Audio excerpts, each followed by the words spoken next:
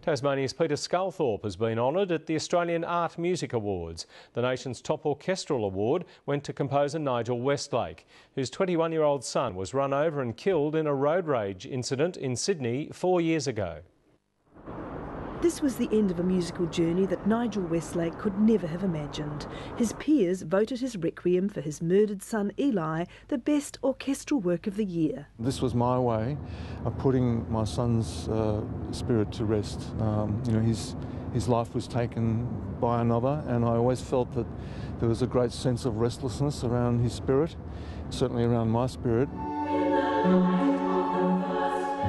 Missa Solis, meaning the Mass of the Sun, was performed by both the Melbourne and Sydney symphonies. For a year, I didn't write at all, and then when I came back into the studio, I thought, I've got to move on. I've got to create something. I can't just spend the rest of my life in perpetual grief. Sarah May Ward is serving a 25-year jail sentence for deliberately running over Eli Westlake. His family's grief will last longer. The Art Music Awards also honoured Peter Sculthorpe for distinguished services to Australian music. The Taswegian recalled a career highlight in the 1950s that he missed seeing because he was too poor.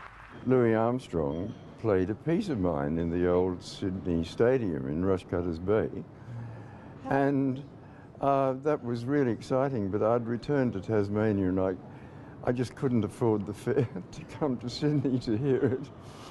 Like his friend Jimmy Little, who died this week, Sculthorpe was declared a living national treasure and received a doctorate from Sydney University. What a wonderful man he was.